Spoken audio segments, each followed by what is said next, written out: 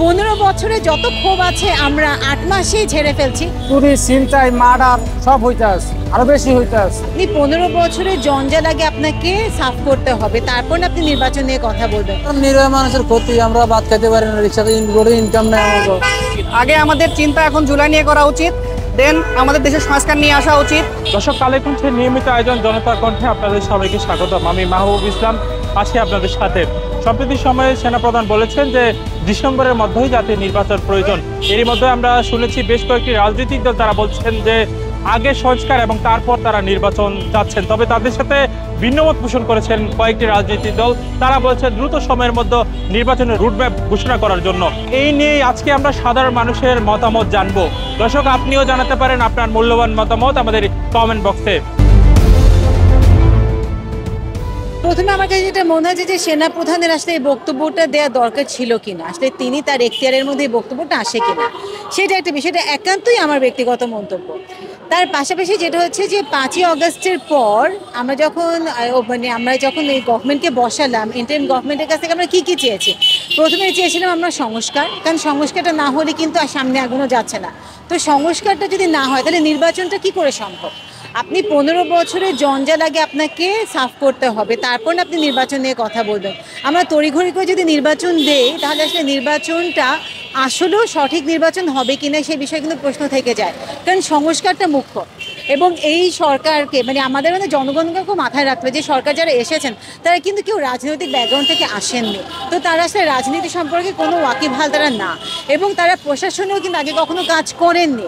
তো তারা যেইভাবে প্রতিদিন কোথাও না কোথাও আন্দোলন হচ্ছে, কোথাও না কোথাও আমরা দাঁড়িয়ে যাচ্ছি, আমাদের মত প্রকাশ করতে যাচ্ছি। তো 15 বছরে যত ক্ষোভ আছে আমরা 8 মাসেই ঝেড়ে ফেলছি, এবং আমরা আশা করছি 15 বছরে যা আছে সেটাকে কিছু মানুষ যারা কখনো সরকার চালায়নি তারা এত তাড়াতাড়ি সেটাকে একদমই সংস্কার করে নির্বাচন দিয়ে দেবে।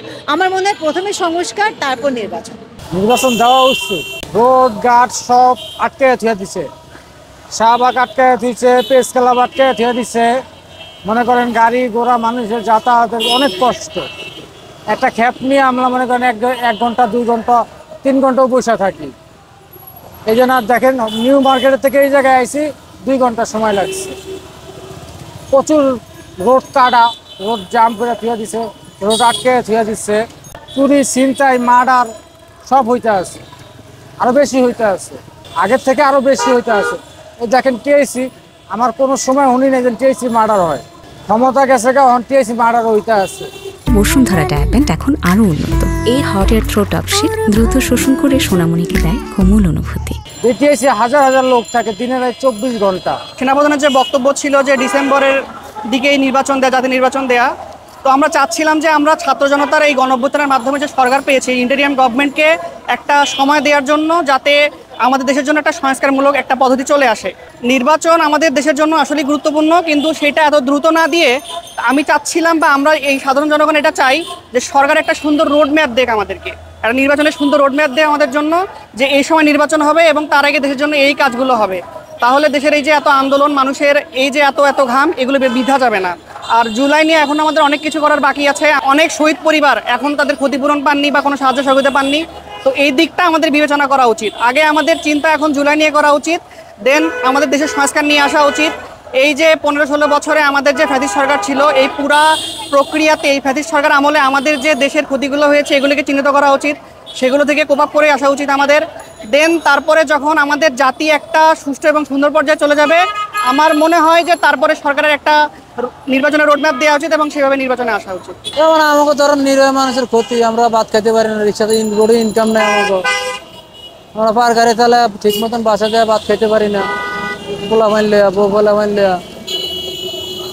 দিয়ানোর ভাড়া মারুমে 10 মিনিটে দাম, ইহানো যাইতে 4 ঘন্টা 5 ঘন্টা লাগে আমাকে। 5 ঘন্টার ভাড়া কি আমাকে যাত্রী দেয়? যাত্রী ওই আমাকে লিখিল ভাড়া দিয়ে এড়িয়ে ধরা দেয়। তো এটা তো আমাকে সারাদিনে 500 টাকা রুজি করতে পারি না। তো আমাকে দিন চলবো, পেট চলবো কিভাবে? তো আমাকে তো নির্বাচনের দরকার। আমাকে দরকার এই জনকা কেমনে আমরা বাঁচবো, বাংলাদেশে কেমনে বাচ্চা আমরা ইনকাম করে খাই, কর্মচারী মানুষ, আমাকে তখন বাচ্চা খাওয়ান লাগবে। স্বৈরাচার সরকারের পতনের পর দেখা যাচ্ছে আমাদের দেশের এই অস্থির একটা জটিল একটা সময়ের মধ্যে আসলে গুরুত্বপূর্ণ দায়িত্বটাই নিয়েছিলেন ডক্টর মোহাম্মদ ইউনূস। এখন ডক্টর মোহাম্মদ ইউনূস যেই এই আন্তর্জাতিক মানসম্পন্ন একজন ব্যক্তি, তো ওনাকে আসলে ওনার দায়িত্বটা আমাদের রাষ্ট্রে, ওনাকে অবশ্যই সবার সহায়তা করতে হবে। ওনাকে দিয়ে যদি আমাদের রাষ্ট্রের কাঠামো ঠিক করতে হয়, রাজনৈতিক পরিবেশ ঠিক করতে হয়, তাহলে ওনার সাথে সর্বদলীয় ঐক্যমত গঠন করে তারপরে ওনাকে নিয়ে এগিয়ে যেতে হবে। আর যদি সেই ক্ষেত্রে যদি সবার মত প্রকাশ বা সহায়তা না থাকে, তাহলে আমি অন্তত বলবো যে জাতীয় ঐক্য গঠন করে কিভাবে নির্বাচন দিয়ে, যেহেতু বাংলাদেশ গণতান্ত্রিক রাষ্ট্র, নির্বাচনী কাঠামোতে আমাদেরকে যেতেই হবে। তবে ডক্টর ইউনূসকে আমরা যেই মতাদর্শ থেকে নিয়ে আসছি, সেই মতাদর্শের জায়গাটা ঠিক রেখে, তাকে তার মানটা ঠিক রেখে তারপরে সবাই মিলে সেই নির্বাচনটা আয়োজন করা যেতে পারে।